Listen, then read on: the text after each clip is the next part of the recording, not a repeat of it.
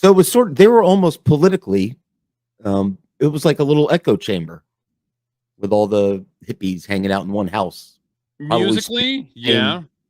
Well, I mean, even politically, like I'm sure they didn't just play music 24/7. They were probably having chats about the world and they were all playing cards, drinking 20, beer, 21, young, listening to music, naive. maybe. Yeah.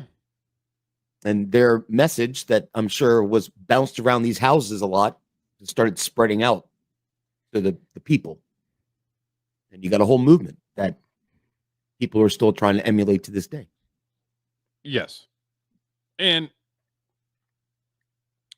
other hippie cultures and other hippie groups were also trying to be part of this scene because of the amount of talent that it produced. Yeah. People saw that, yes, the hippie lifestyle was prevalent during this time in this area, but they were a machine of just making freaking bangers of songs. Yeah, but any musician, one of the secrets of being a popular musician is you want people to want to be like you. Like if you're in a band, you present yourself as cool, like a gang, that all the dudes in the audience would want to be a part of your gang to make you look cool. You know what I mean? Yeah. So I guess people who listen to this music, they're like, I want to be like them. They're cool. Not only I don't have the musical talent, so I'll just think like they do. True. And this is going to get into some other topics that we deal with in different shows. And we're going to do a Manson show. And Charles Manson was around during this time.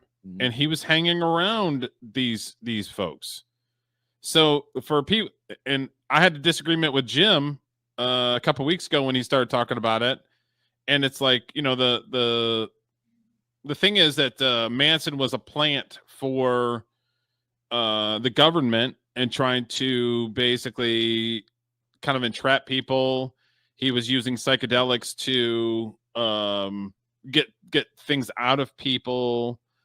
And he was using the MK Ultra stuff. And I don't think so. And we're going to touch on that on a different video, but Manson was in this scene. Quick little note on that, kind of interesting. So I was at my son's house yesterday watching what the UFL is? It's like the spring football league. So we were watching the championships, which DC won, beat Michigan. So tradition. But I was talking to him like, I think my buddy wants to do a show on Manson. He had a book on Manson and the CIA and all that shit you're talking about. So he lent it to me. So I'm going to read up a little bit on it. So yeah, there's there's so much stuff to deep dive. That might be a 5-hour show. Especially if we get Jim on. I'm trying to reach out to Jim. I don't know if Jim necessarily cares for me, but we'll see.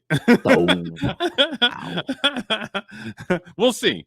Because he's gonna have a different perspective. I know he is. He's not gonna take what I show him at face value, which is good, which is gonna be good content because he's not gonna agree with everything. You know what I mean? I'm gonna go out and get a referee shirt from Foot Locker. And I'll really. Third. Yeah. All right, boys. Let's go.